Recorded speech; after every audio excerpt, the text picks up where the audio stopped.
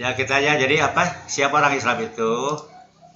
Nah, orang Islam itu hasil konferensi di Amman di Yordania ya tahun 2005, 15 tahun yang lalu ya, 15 tahun yang lalu. Yaitu yang 8 ini ya, dan tidak boleh mengkafirkan golongan-golongan yang disebutkan di sini, tidak boleh ya, tidak boleh sama sekali. Nah, kemudian ini, kalau kita lihat petanya, peta nih. Ini Muslim itu kan di ini di Asia Afrika ya, Asia Afrika. Ada sedikit di Eropa, sedikit ya. Di Eropa itu di Turki, Turki itu sebagian Asia, sebagian Eropa. Kemudian Bosnia ini di Eropa juga gitu kan. Nah, jadi Sunni Hanafi itu di sini nih. Ini Sunni Hanafi ya. Nah, ini nih. Ini di sini di Pakistan gitu kan, di India, di Turki. Nah, Turki ini ya, ini Sunni Hanafi. Nah, kalau Sunni Hambali di sini Jazirah Arab. Jazirah Arab. Ini secara nggak geblek gitu. Di Indonesia juga banyak yang ini yang Wahabi kan, di Indonesia juga banyak. Yang mungkin yang Hanafi juga ada gitu mungkin ya. Tapi yang paling banyak di sini di Arab gitu kan. Nah, kalau Maliki di sini Afrika Utara nih. Afrika Utara ini mazhab Maliki. Nah, kalau Indonesia ini Asia Tenggara nih ini mazhab Syafi'i. Nah, kalau Syiah Imamiyah, Syiah Ja'fariyah di sini nih Iran ya. Di Republik Islam Iran di sini. Di sini nih Iran di sini. Di Iran, di Irak, di Uzbekistan, di ini juga di apa di Syria gitu kan, di Pakistan sedikit, di mayoritas kedua ya, mayoritas kedua itu Syiah di ini di Pakistan ya, di India juga sama mayoritas kedua. Nah, kalau di selain itu kan minoritas sekali ya, minoritas di Indonesia kan minoritas. Nah, kemudian di Bahrain, ini di Arab juga di Jazirah Arab ada juga di Bahrain itu mayoritas Syiah di Bahrain ya. Nah, sedangkan di tempat-tempat lain minoritas di Mesir Syiah itu hanya 1%, sedikit sekali kan. Di Indonesia ya sedikit sekali, di Malaysia ada tapi sedikit sekali gitu kan. Nah, ini jadi ini tersebar sedunia gitu kan, tersebar. Nah, kita akan bahas karena bahaya takfir ya, bahaya takfir. Nah, takfir itu menuduh kafir ya. Dan dalam hukum Islam ya, orang Islam yang keluar dari Islam, misalnya pindah ke agama lain. Nah, itu ditetapkan sebagai murtad ya, murtad. Murtad itu apa? Kafir ya. Murtad itu keluar dari Islam dan itu statusnya kafir. Nah, hukum Islam di negara-negara yang menerapkan hukum Islam ya. Terutama di zaman kekhalifahan dulu. Di zaman kesultanan Islam gitu kan. Nah, orang murtad itu diminta untuk bertobat selama 3 hari. Kalau 3 hari tidak mau bertobat, maka orang yang murtad itu dihukum mati, dibunuh gitu kan, dihukum mati. Nah, ini keras sekali ya. Jadi jangan main-main dengan menuduh kafir itu ya, jangan main-main karena bahayanya luar biasa. Gitu kan, bahaya sekali. Nah, itu ya, jadi apa? Sangat berbahaya.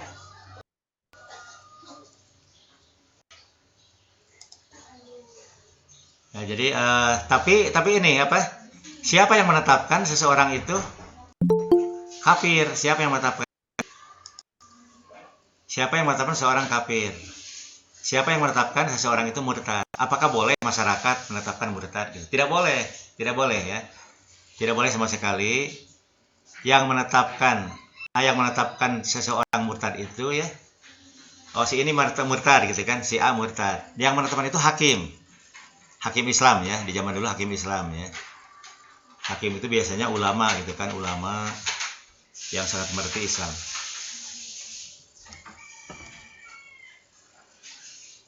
Ulama yang sangat mengerti Islam ya. Nah, jadi itu kita nggak boleh, walaupun jelas-jelas orang keluar dari Islam, kita tidak boleh menuduh murtad, tidak boleh ya. Jadi yang menetapkan itu hakim Islam, dan itu dihukum mati setelah diberi kesempatan bertobat 3 hari dan tidak mau tobat. Ya kalau keyakinan kan tidak mungkin mau tobat, tidak mungkin ya, tidak mungkin sekali mau tobat.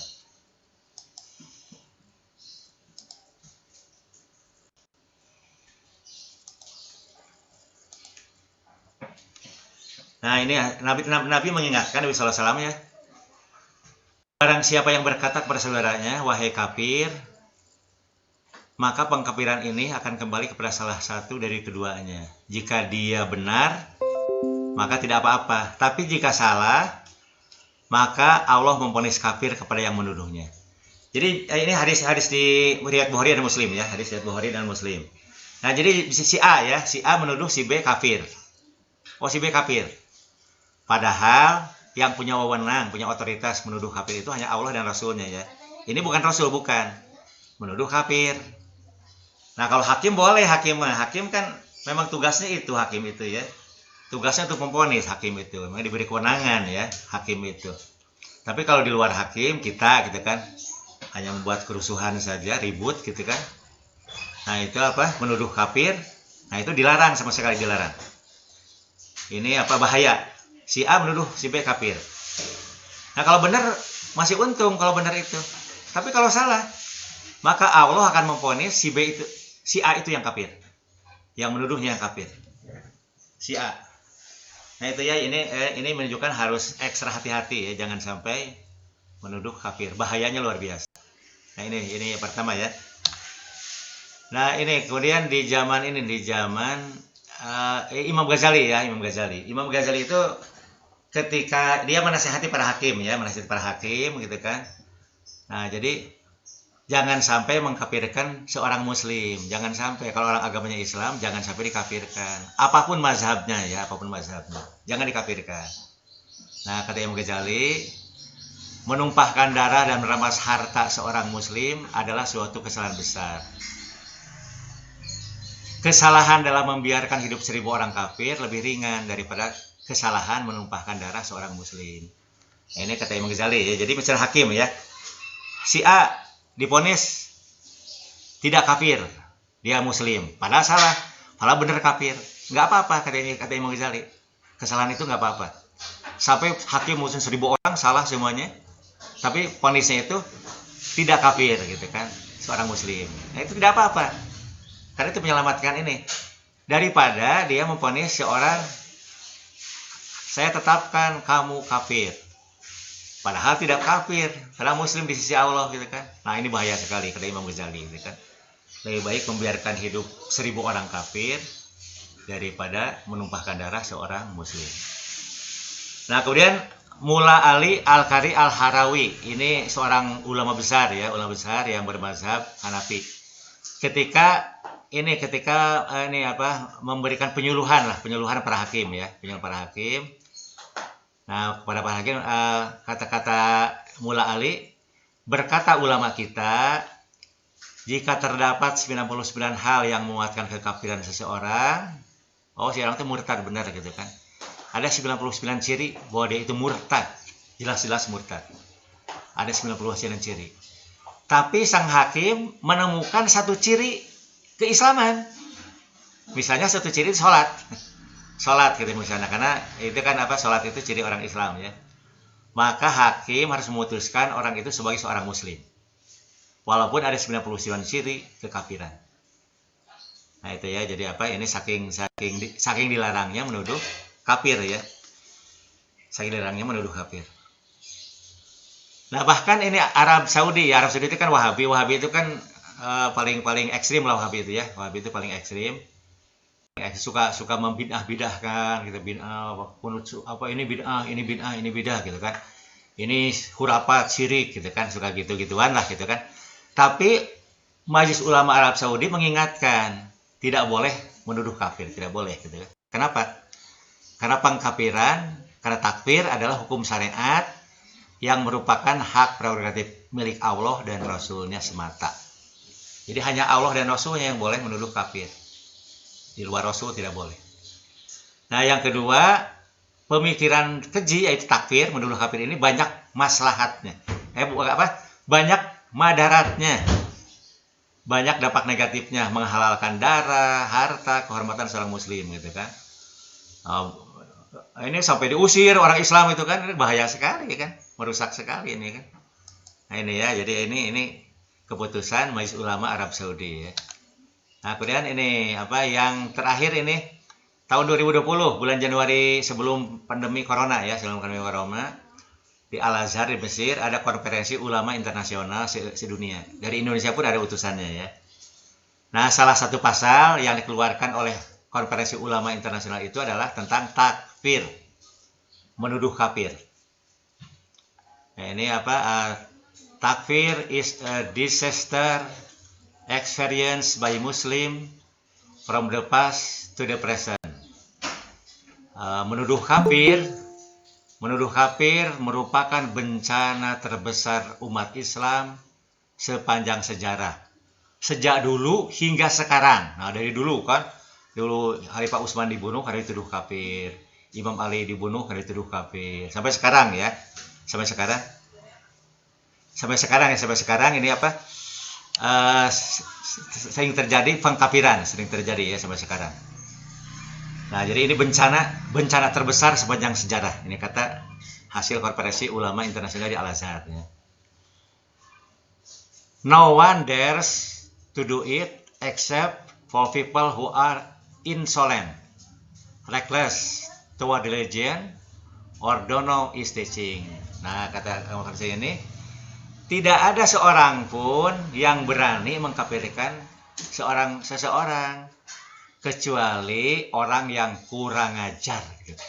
Ini bahasanya kurang ajar ya. Kecuali orang yang kurang ajar dan tidak mengerti agama.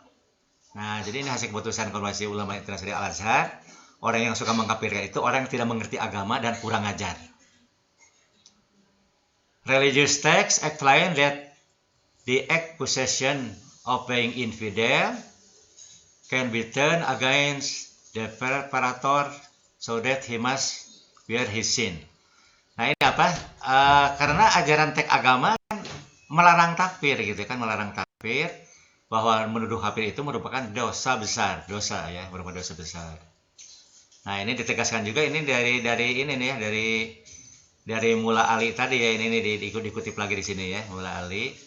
If there is someone who say word that have the potential to contain kufr from 99 aspect and don't contain kufr from one aspect, then he can be accused of being kafir because of the element of possibility. Nah, jadi jika saja ada 99 ciri kekafiran, ciri kafirnya 99, dideret 1, 2, 3. Wah, ini orang kafir nih 99 ciri. Tapi menemukan satu ciri keislaman, maka harus diputuskan orang itu orang Islam. Nah, ini ya. Jadi ini hasil konferensi Al-Azhar ya sedunia di tahun ini, tahun 2020 ya. Nah, ini kenapa Al-Azhar konferensi lagi setelah 15 tahun dulu konferensi ya di Amman Yordania? Karena sekarang itu begitu banyak orang ya, bahkan ulama-ulama terkenal ya, bukan ulama lah para pendakwah ya, para itu begitu getol mengkafir-kafirkan golongan Islam lain. Getol sekali itu ya. Seperti ada misi khusus gitu ya. Dan dari sudut pandang Islam dia sudah mengangkat dirinya setingkat Rasul kan, bahaya sekali ya. Sudah mengangkat dirinya setingkat Rasulullah. Nah, gitu ya. Jadi saya kira apa? Sampai di sini ada pertanyaan dulu, mangga silakan. Sampai di sini dulu. Bismillahirrahmanirrahim, Bapak izin bertanya. Mangga silakan. Bismillah, terima kasih Bapak sebelumnya. Saya Anki Kiansari. Anki. Bagaimana bentuk toleransi kita terhadap orang yang murtad, terlebih itu orang lain atau keluarga kita sendiri? Orang murtad dari keluarga kita? Keluarga atau orang lain, bagaimana bentuk toleransi kita? Bagaimana ini? Pertama, kita kan bukan negara Islam, bukan ya? Kita bukan negara Islam. Pertama itu. Jadi di kita kan tidak ada hakim Islam ya, tidak ada hakim Islam. Jadi di kita mah ya masa bodoh lah, masing-masing aja lah. Lakum dinukum waliyarin saja gitu kan. Karena kita bukan negara Islam ya. Kalau di negara yang Islam itu hakim menetapkan apa benar-benar kafir atau tidak gitu kan. Karena yang dituduh murtad belum tentu murtad juga, belum tentu ya. Belum tentu gitu kan. Kalau dicek belum tentu. Nah, makanya tadi Imam Ghazali kan ya, Mula Ali kita kan mengingatkan keras harus ekstra hati-hati gitu kan. Nah, lebih-lebih di Indonesia kan kita Kita bukan negara Islam, kita bahkan kita negara negara nasional ya, kita negara nasional yang hukum-hukumnya tidak ada aturan itu kalau pindah agama itu dihukum gitu kan, tidak ada di kita. Makan boleh-boleh saja di kita kan, bebas kan di kita itu. Nah kalau keluarga kita ya, bagaimana kalau keluarga kita. Nah kita meneladani Rasulullah ya, Rasul ya kan, kita banyak nabi itu istrinya kafir ya, istri nabi. Saudaranya kafir banyak gitu kan, tapi nabi tidak pernah tidak, karena nabi sendiri tidak bisa memberikan hidayah, tidak bisa kan. Hidayah itu otoritas Allah gitu kan. Nabi itu hanya ma'ala rasul ilal balag, tugas rasul itu hanya menyampaikan gitu kan. Soal percaya tidak percaya yaitu lakum dinukum waliyadin itu ya. Saya kira begitu ya, Anki ya. Oh iya Pak, terima kasih. Boleh bertanya tadi nggak Pak? Boleh ya, mangga silahkan. Jadi kalau misalnya yang murtad pun belum tentu murtad, jadi saya masih belum paham nih Pak, yang maksudnya murtad itu yang seperti apa gitu Pak? Apakah yang udah masuk Islam terus keluar lagi atau memang kafir sejak awal? Oh ya, murtad itu Islam ya, orang Islam ya. Iya, murtad itu Islam itu kan sudah ya, kita harus husnudzon ya, kalau orang Islam itu sudah beriman ya. Orang Islam itu beriman. Kalau keluar dari Islam berarti dia keluar dari iman. Kalau keluar dari iman apa artinya apa? Kafir kan? Kafir gitu kan. Nah, jadi orang Islam yang keluar ke yang lain ya, yang lain itu namanya murtad gitu kan, murtad. Terima kasih Bapak. Iya, mangga. Jadi kalau orang Hindu masuk Islam ya bukan murtad ya. Mungkin murtad kata Hindu ya, kata orang Hindu pasti murtad ya. Oh, itu murtad dari Hindu gitu kan. Kalau Konghucu masuk Islam ya itu murtad dari Konghucu gitu kan. Nah, itu masing-masing agama memang ada definisi murtad ada. Semua agama sedunia ada orang murtad ya. Orang Hindu menetapkan orang yang keluar dari agama Hindu adalah murtad. Tapi tidak ada hukumannya, di agama lain tidak ada hukuman itu. Misalnya kalau orang Hindu pindah ke agama Islam maka dihukum mati, tidak ada. Yang ada itu di Islam saja, di Islam ya. Di Islam itu orang yang sudah Islam agamanya, kemudian dia keluar dari Islam, artinya dia keluar dari keimanan kan, maka divonis sebagai kafir, murtad ya. Murtad itu kafir, murtad itu gitu kan. Nah tapi yang menetapkannya itu hakim ya. Kita mah tidak boleh. Kalaupun ada orang pindah ke agama lain, kita jangan dituduh murtad, jangan ya. Kita mah nggak punya wewenang gitu kan. Ya, kalau menurut Bapak ya, menurut Bapak ya, kalau ada orang Islam keluar dari Islam, ya pasti tidak ngerti Islam tuh. Bapak percaya 100% orang itu tidak mengerti Islam. Kalau orang ngerti Islam tidak mungkin keluar dari Islam, tidak mungkin ya. Jadi yang keluar dari Islam itu pasti orang yang tidak mengerti Islam. Dia agamanya Islam, KTP-nya Islam, tapi tidak punya didikan agama, tidak punya sama sekali. Mungkin sejak kecil tidak pernah sholat, tidak pernah ya. Ngaji komodei, tidak pernah gitu kan. Kan banyak bukan hanya di Indonesia, sedunia banyak itu. Jadi kita ini kalau kita sudah jadi guru agama ya, jadi pelajar agama ya, ini perlu jangan asal bicara ya. Kita seringkali mengklaim kan Indonesia itu mayoritas Islam. Iya betul, mayoritas Islam gitu. Tapi kan belum tentu setuju dengan Islam, belum tentu ya. Jadi kalau bicara mayoritas itu yang paling asli bukan agama, bukan ya. Yang paling asli itu partai politik. Yang mayoritas di Indonesia itu bukan partai Islam ya. Partai Islam itu kecil, partai Islam itu ya.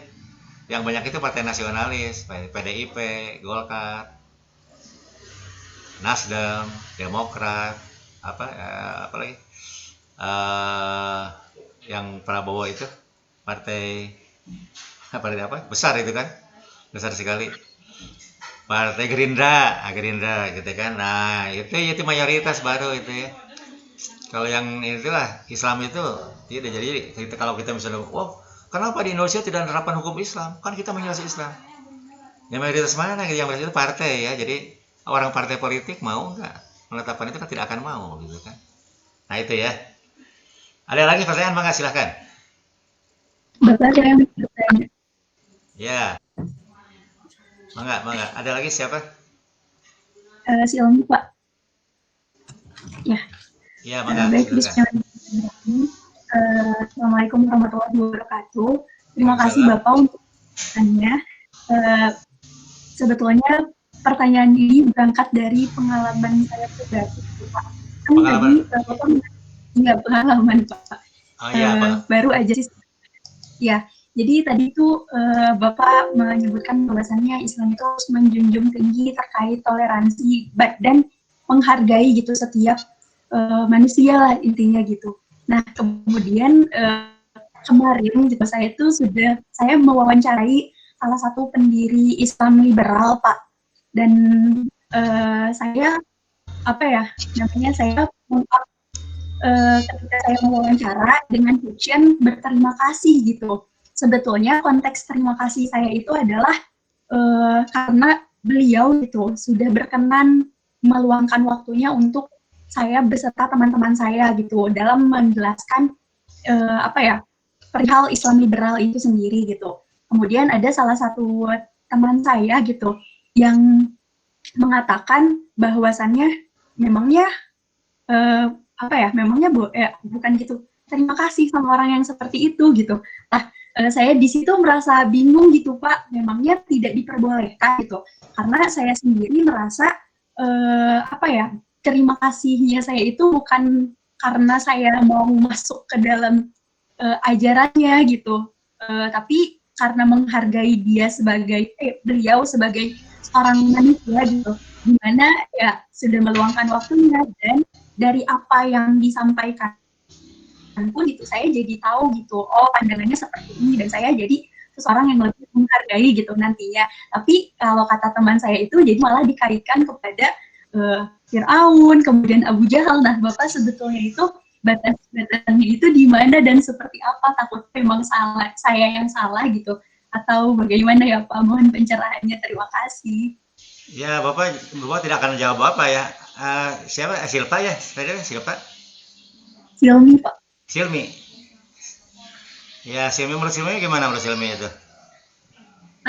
Kalau menurut saya gitu, karena itu cakupannya tidak membuat akidah saya menjadi belok, tidak apa-apa gitu. Tapi teman saya itu tetap kekeh gitu Pak, maksudnya kalau berterima kasihnya itu memang tidak boleh gitu, karena katanya saya kurang gitu, ada keilmuan yang belum saya pahami dan saya disuruh mencari tahu lagi tentang hal itu. Tapi ketika saya berdiskusi dengan teman saya yang lain gitu, teman saya pun anggapan yang sama gitu, makanya saya bertanya kepada Bapak. Ya, saya kira yang itu nggak perlu ditanyakan ya gitu ya. Itu mah dengan jauh hati nurani saja. Hati nurani aja jawab gitu kan. Itu apa? Anda jangan orang Islam bilang kan masih Islam. Islam bilang kan Islam juga gitu kan. Apa orang kafir dia? Menurut Silmi, Islam itu kafir bukan? Bukan. Iya kan bukan, sudah jelas kan? Kok kenapa bingung? Kenapa bingung? Kan Islam. Sudah jelas Islam itu kan? Di mana bingungnya? Ya. Nah, ya, sekarang Bapak tanya, seandainya Silmi mau wawancari Fir'aun. Ini Fir'aun yang diwawancarai ya. Fir'aun di zaman Nabi Musa dulu. Silmi hidup di zaman Nabi Musa. Silmi wawancara ke Fir'aun. Fir'aun mau diwawancarai. Silmi berterima kasih ke Fir'aun. Itu benar atau salah? Mengucapkan terima kasih ke Fir'aun karena telah mau diwawancarai, benar atau salah? Tidak Pak. Jadi jangan terima kasih, jangan. Tidak, maksudnya tidak salah. Jadi Oh, tidak salah, iya. Iya. Bukan hanya tidak salah. Benar 100% ya, bukan hanya tidak salah. Kita wajib berterima kasih kepada orang yang berbuat baik gitu kan. Bukan hanya tidak salah. Bahkan baik itu perbuat akhlak mulia itu ya. Kita harus berakhlak mulia gitu kan. Jadi sekaliannya kita wawancara dengan Fir'aun, yang Fir'aun itu sudah dijelaskan oleh Nabi Musa gitu, orang kafir gitu, tokoh kafir, dan dia mau membantu kita, ya kita berterima kasih gitu kan. Ini kok ke Islam liberal dipermasalahkan, kan Islam tadi katanya, emangnya kafir. Nah ini jadi kita tanya, ini kafir bukan? Ke kafir saja harus berterima kasih. Ini kan persoalan sepele ya, berterima kasih gitu kan. orang-orang yang sekarang tanya aja, berterima kasih itu akhlak mulia atau akhlak tercela. Nah, tinggal tanya itu saja. Kalau kita berterima kasih itu akhlak mulia atau akhlak tercela gitu kan. Nah, tinggal itu saja ya, tinggal tanya itu saja gitu. Pasti ahli moral sedunia mengatakan oh itu akhlak mulia gitu kan, pasti. Nah, tinggal sempurna tidak sempurnanya tergantung kitanya. Nah, apakah kita tulus karena Allah gitu kan atau bukan gitu kan. Nah, itu ya Silmi ya. Jadi itu mah sebetulnya persoalan sepele ya. Kembalikan ke soal akhlak saja sudah selesai ya. Apa akhlak mulia atau akhlak tercela gitu kan. Selesai itu juga gitu kan. Nah, justru yang bermasalah yang mempertanyakan ya.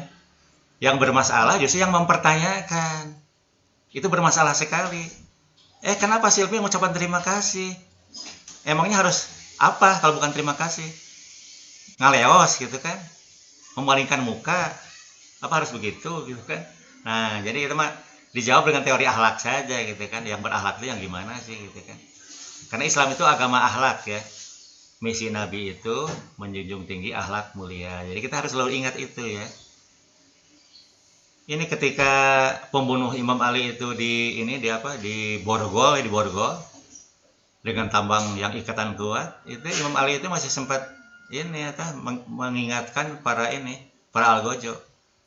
Itu jangan diikat kuat-kuat gitu, kasihan dia kan manusia juga gitu kan. Padahal itu musuhnya gitu kan. Yang membunuh jelas-jelas gitu kan. Nah, itu jadi orang yang jahat saja kita harus baik ya. Sikap Islam itu kan ke yang jahat saja harus baik. Ciri orang bertakwa itu apa? Menahan amarah.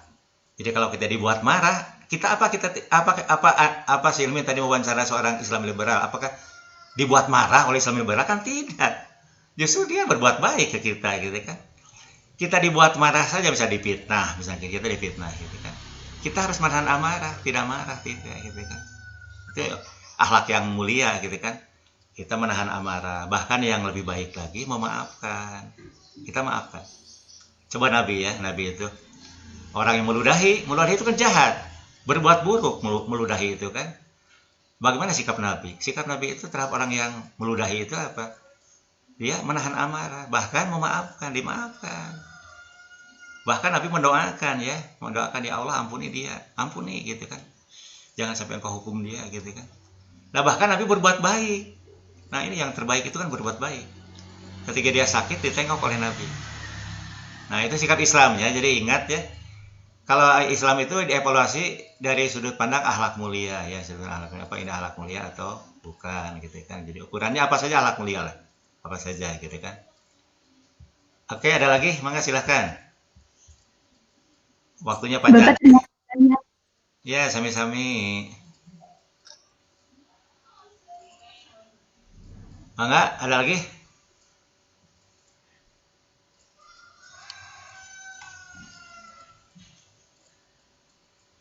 Nah, kalau ini apa? Kita terusan dulu aja ya, kalau gitu ya, terusan dulu aja. Kita terusan dulu. Nah, itu apa? Nah, jadi perlunya, jadi kita perlu membangun toleransi bermazhab. Nah, bukan hanya toleransi dengan agama lain ya. Bukan kita hanya toleran terhadap agama lain, tapi kita pun perlu membangun toleransi bermazhab.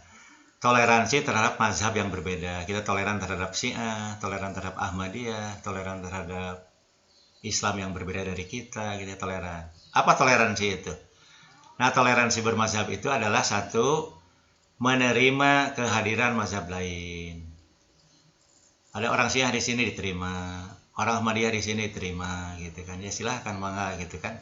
Yang kedua, hidup rukun dengan penganut agama lain, dengan penganut mazhab lain. Jadi kita bukan hanya dengan orang Kristen ya, hidup rukun ya, dengan orang sesama Islam juga yang beda mazhab kita hidup rukun. Nah, ini yang minimalis ya. Minimalisnya yang ini harus yang kita tanamkan ya, harus kita tanamkan itu agar kalau kita punya anak didik, kita kan ya menerima kehadiran mazhab lain. Hidup rukun dengan penganut mazhab lain, hidup rukun ya. Nah, ini bagus bagi kita ya, kita kaum terpelajar. Nah, ini nih, kalau bagi kaum terpelajar ini nih, harus lebih dari itu ya. Bukan hanya 2, tapi ada 4. Yang ketiganya itu, kita kokoh dengan keyakinan mazhab kita ya, kokoh dengan mazhab kita. Kalau Muhammadiyah kokoh dengan Muhammadiyahnya, NU kokoh dengan NU-nya, Wahabi kokoh dengan Wahabinya gitu kan. Sunni kokoh dengan Sunninya, Syiah kokoh dengan Syiahnya. Tapi ini kan bukan agama Nabi, bukan ya, bukan Islam Nabi ya, bukan. Ini kan Islam hasil ijtihad. Karena itu dengan sikap, nah kokoh sementara sebetulnya, kokoh sementara ya, dengan sikap terus menerus merenung gitu kan.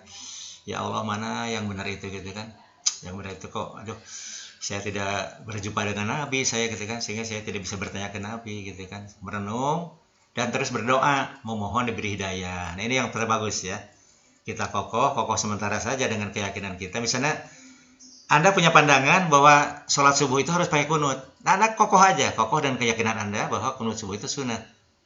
Anda jalankan itu, tapi Anda tetap memohon hidayah, ya Allah, mohon gitu kan, Engkau beri petunjuk dan mohon maaf jika ini salah.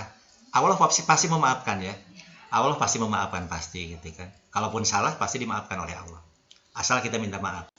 Nah, jadi ini ya yang toleran itu harus kokoh dengan keyakinan mazhabnya, tapi dengan sikap terus merenung dan terus berdoa memohon diberi hidayah. Nah, yang berikutnya, keempatnya ini, yang bagi kaum terpelajar ya ini ya, memahami pokok-pokok ajaran mazhab lain secara benar untuk dihormati. Nah, jadi memahami mazhab lain untuk dihormati ya, untuk dihormati, bukan untuk dicela, bukan untuk dimusuhi, bukan. Misalnya kita, nah ini karena tadi Silmi sudah memulai ya, ini sudah mulai tentang Islam liberal. Silmi tadi sudah bicara Islam liberal ya. Nah sekarang bukan hanya Silmi ya, siapa saja ya, bukan hanya Silmi, siapa saja silahkan. Islam liberal itu apa sih, ciri khasnya yang membedakan dengan Islam yang bukan liberal? Ciri khasnya apa? Islam liberal. Apa perbedaannya? Kalau samanya pasti banyak samanya ya. Yang bedanya apa bedanya? Atau Silmi yang sudah mempelajari lah, yang sudah bertanya gitu, apa bedanya sih Islam liberal itu?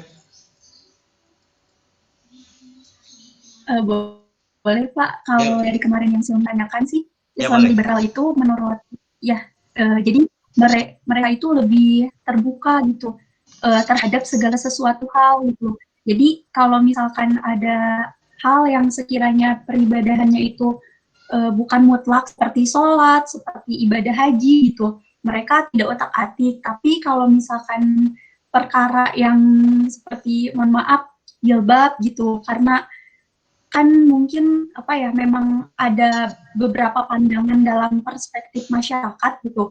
Ada yang mewajibkan pun, ada yang mengatakan itu hanya sebatas anjuran yang tidak dijalankan pun tidak apa-apa. Nah, mereka jadi lebih terbuka terhadap hal tersebut gitu. Mengajak diskusi dan segala macam, itu sih yang saya tangkap. Gitu ya. Kalau itu menurut Bapak bukan Islam liberal, kan Bapak Islam biasa saja gitu mah. Karena kan ada ulama yang katakan wajib, ada ulama yang mengatakan tidak wajib. Itu kan ini apa? Malah kalau Anda nengok ke sejarah ya, Anda itu mungkin tidak ngerti sejarah ya. Bapak jadi dosen sudah lama kan di UPI kan? Bapak jadi dosen UPI itu sejak tahun 86 ya. Sejak tahun 1986 saya jadi dosen di UPI. Di UPI itu tidak ada yang pakai kerudung itu. Bukan tidak ada, jarang sekali ya. Satu kelas itu tidak ada yang pakai kerudung satupun gitu kan. Satu kelas lainnya ada yang pakai kerudung seorang gitu kan. Seorang saja yang pakai kerudung. Kenapa? Karena tidak wajib. Apa umat Islam tempo dulu kafir semua? Gitu kan, salah semua karena tidak pakai jilbab. Jadi jilbab itu baru ya, supaya Anda tahu, jilbab itu baru ada di Indonesia itu tahun 1996 ya. Jilbab itu baru ada di Indonesia tahun 1996. Sebelumnya itu tidak ada jilbab, tidak ada itu. Orang-orang tidak pakai jilbab, tidak ada. Pakai pakaian biasa saja gitu kan, pakaian itu. Ya pakaian wanita seperti yang tidak pakai jilbab lah gitu. Nah, jadi jangan dianggap pandangan Islam itu aja. Jangan Islam itu harus pakai jilbab. Enggak, itu mah pandangan Islam kekinian gitu kan. Kekinian berdasarkan kajian Al-Qur'an dan hadis gitu kan. Nah, jadi jangan dianggap Islam itu satu, hanya itu saja. Jadi kalau menurut Bapak itu bukan liberal, bukan ya. Kalau tentang jilbab, menurut Bapak bukan liberal, bukan itu mah ya. Itu mah bisa biasa aja lah. boleh Ya, meluruskan lagi, Pak? ya boleh, Ya, boleh. ya itu. Terus jadi pada intinya itu sih kalau liberal itu pikirannya itu maksudnya bebas, sebebas-bebasnya gitu, Pak. Jadi masyarakatnya bebas, tidak terpaku terhadap satu aturan gitu. Jadi mereka bisa apa ya, maksudnya terpaku terhadap aturan, tapi aturannya itu tidak dibuat dengan mutlak gitu, Pak. Jadi berdasarkan pemahaman pribadi gitu dan kayak gitu sih, Pak. Ya kalau itu benar, saya kira itu mah kan menurut Bapak yang itu mah biasa-biasa aja gitu kan. Orang Islam kan harus begitu kan. Jadi bukan bukan, Oh, ya. bukan kalau menurut Bapak bukan ciri liberal itu bukan itu mah. Itu mah ciri Islam biasa aja itu mah, Islam umum gitu kan.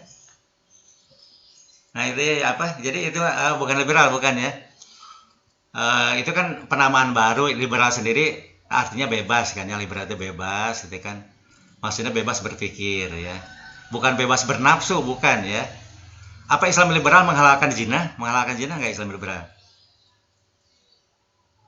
Menghalalkan korupsi nggak Islam liberal? Tidak, Pak. Tidak kan? Ya tidak, semuanya moralitas, semuanya moral ya. Akhlak mulia semuanya gitu kan itu.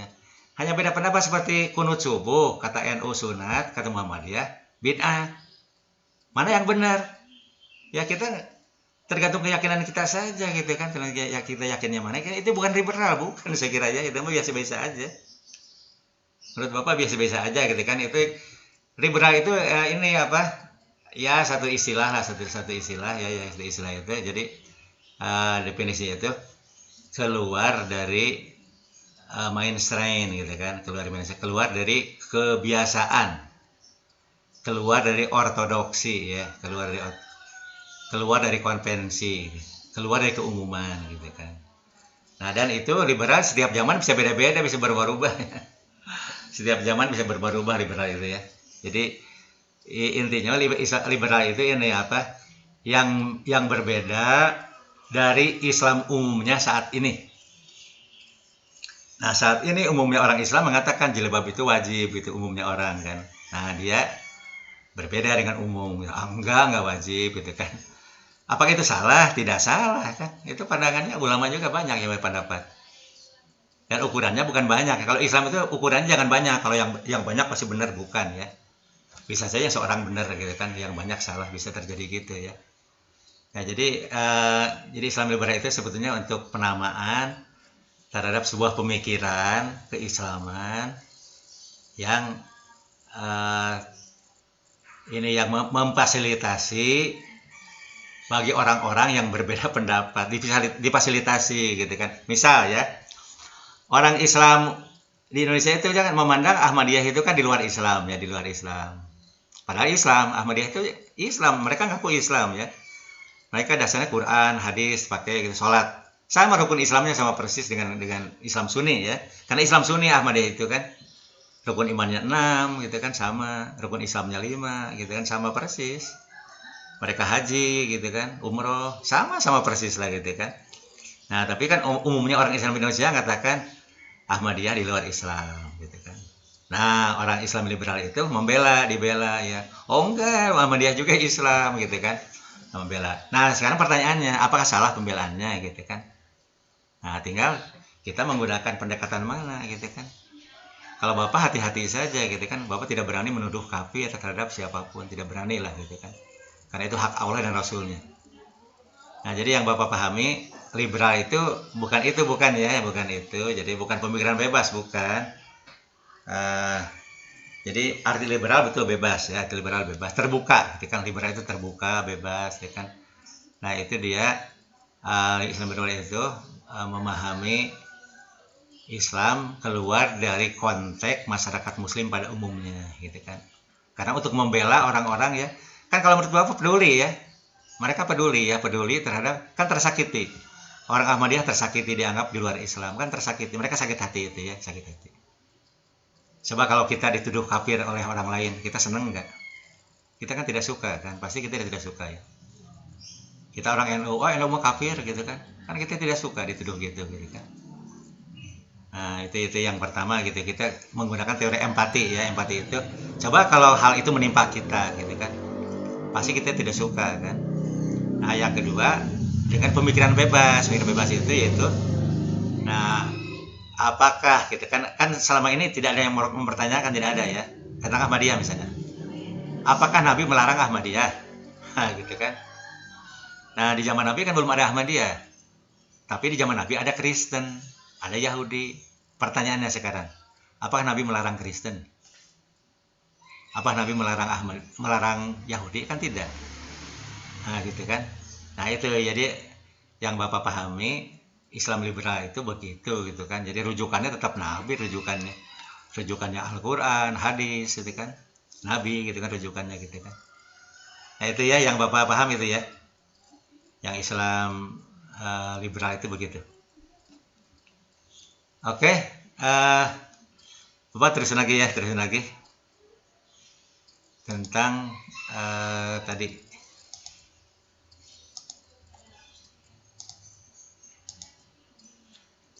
Nah, jadi toleran itu gitu ya, toleran itu jadi apa? Yang intinya dua. Nah, lebih baik 4 ya. Ya, kalau kita sebagai pelajar, kita kan pelajar agama gitu ya, pelajar agama ya. Nah, pelajar agama sebaiknya 4 ini toleransi itu ya. Nah, terus Bapak ingin ingatkan sejarah. Nah, ini sejarah bahwa di zaman Nabi itu hanya satu Islam di zaman Nabi ya. Hanya satu Islam gitu kan. Nah, kemudian muncul perselisihan setelah wafatnya Nabi. Nah, 25 tahun setelah Nabi meninggal dunia muncullah Islam radikal. Islam radikal itu dengan ciri, nah itu berani mengkafirkan orang Islam, dikafirkan orang Islam itu, bahkan berani membunuhnya. Yang contoh yang paling jelas, menurut Bapak Khalifah Utsman itu ulama pewaris Nabi ya, menurut Bapak ya. Menurut Bapak Khalifah Utsman itu ulama pewaris Nabi, tapi dia dibunuh dengan dituduh kafir ya. Nah, ini ya supaya kita paham ya. Supaya kita paham ya, Khalifah Utsman itu kalau menurut Bapak ya bukan seorang muslim biasa, bukan ya.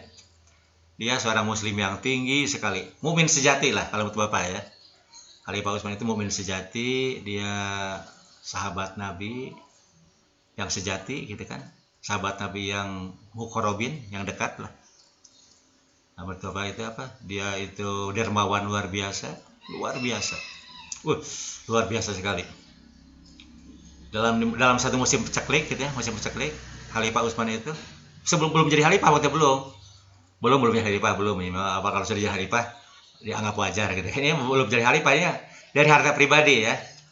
Yang Bapak catat ada 3 peristiwa besar ya, 3 itu bukan 3, bisa puluhan kali ya. 3 itu bukan puluhan kali ya. 3 peristiwa besar bahwa Utsman bin Affan itu orang yang sangat dermawan, orang kaya yang sangat dermawan gitu kan. Pertama di zaman Nabi waktu terjadi peperangan, biaya perang itu kan mahal sekali. Senjata itu mahal sekali loh. Senjata perang mahalnya luar biasa. Zaman sekarang kan bedil itu untuk nembak musuh paling murah juga mungkin 30 juta ya zaman sekarang. Lebih-lebih kendaraan lapis baja zaman sekarang. Zaman dulu kan bukan sembarang kuda ya, kuda pilihan itu mahal harganya mahal sekali. Onta pilihan, yaitu onta kuda yang tidak pernah jatuh kalau berjalan, mahal sekali harganya. Nah, Utsman itu membiayai sepertiga perang.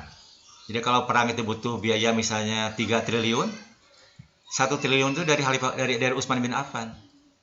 Dan itu berkali-kali, bukan hanya sekali ya, berkali-kali itu satu ya. Nah, kemudian di zaman Nabi juga di Madinah, orang-orang Muslim itu kesulitan air. Jadi kalau ingin air harganya mahal, mahal.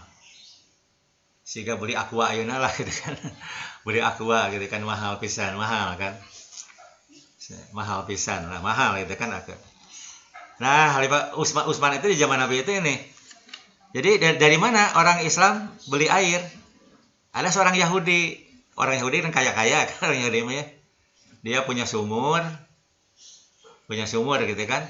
Nah, jadi tiap hari laku sekali itu ngantri, yang beli air itu ngantrinya luar biasa. Karena sumurnya ini kaya dengan air, kaya sekali. Langka lah. Di Madinah langka sumur seperti itu. Nah, Utsman itu langsung mendatangi orang Yahudi itu. Kamu jual lah sumur itu. sok oleh saya beli, kalau sekarang mungkin hari semua sok beli 1 miliar. Kata Yahudi, enggak akan dijual gitu kan. Karena untung sekali kan, untung sekali.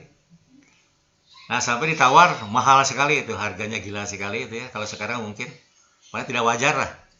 Utsman bin Affan itu menawar tidak wajar sekali ya, mahal sekali. Oke lah, 100 miliar gitu kan, 100 miliar gitu kan. Nggak dijual juga. Nggak dijual juga oleh ini. Tapi Utsman bin Affan kan ahli bisnis ya. Dia ahli bisnis. Jadi dia bisa akhirnya berhasil akhirnya gitu kan. Orang Yahudi itu gini, gimana kalau gini aja lah, kalau kamu tidak jual, oke lah, saya tidak akan beli. Tapi saya nyewa. Nah, nyewa saja gitu kan. Nyawa seumur hidup nyawanya gitu kan. Oke, 100 juta, 100 miliar gitu kan. Untuk seumur hidup. Nah, jadi milik saya sehari, milik kamu sehari. Jadi kalau Senin saya, Selasa kamu, Rabu saya lagi, Kamis kamu, Jumat saya lagi. Nah, setuju orang Yahudi itu. Dibayar oleh Utsman gitu kan. Nah, akhirnya apa? Nah, itu jago bisnis oleh Utsman itu jago bisnis luar biasa. Nah, akhirnya orang-orang Islam itu hanya mengambil air ketika giliran Utsman. Jadi gratis ya, gratis. Tidak beli gitu kan. Nah, itu kan dermawan luar biasa. Wah, dermawan luar biasa. Nah, yang ketiga, yang ini peristiwa besar ya, peristiwa besar yang Bapak catat itu. Di musim peceklik orang semacam sekarang lah, zaman pandemi gitu kan, banyak kekurangan uang gitu kan. Nah, Utsman itu dia pernah membawa 1.000 ekor unta ya, membawa makanan pokok, sembako lah gitu kan, yang diangkut dengan 1.000 ekor unta untuk dibagikan kepada kaum muslimin. Nah, jadi orang yang dermawan luar biasa lah gitu kan. Tapi semua orang semacam ini dituduh kafir, dituduh. Jadi makanya ini yang nuduh kafir itu sebetulnya ke siapa saja, bisa mengena siapa saja ya. Dan bahkan hingga dibunuhnya. Siapa yang bunuhnya itu? Demonstran kaum muslimin. Demonstran. Ya kalau demonstran kita nggak tahu siapa gitu kan yang bunuhnya gitu. Nah itu ya. Ini bahaya takfir nih. Yang kedua Imam Ali. Imam Ali itu yang membunuhnya seorang dikenal karena dia menampilkan diri terang-terangan membunuh Khalifah Ali ketika mengimami sholat subuh di Kufah. Ketika bangkit dari sujud dibacok kepalanya gitu, dengan pedang tajamnya, pedang beracun sampai muncrat darah merah dan otaknya gitu kan. Kepalanya terbelah dua gitu kan. Kepala terbelah dua, tapi masih bisa bicara, masih sadar lah gitu Imam Ali. Nah, yang bunuhnya itu seorang ulama ya, hafal Quran 30 juz, sholat tahajud tiap malam, dan puasa sunat terus-terusan. Tapi dia jahat. Nah, kita evaluasinya dengan akhlak mulia saja lah. Kalau mau bunuh mah sudah jelas-jelas akhlak yang sangat buruk ya, akhlak yang sangat buruk gitu kan. Nah, padahal takfir menuduh kafir itu adalah hak prerogatif Allah dan Rasulnya. Oke, masih ada waktu nih. Ada yang mau bertanya lagi silahkan. Masih ada waktu.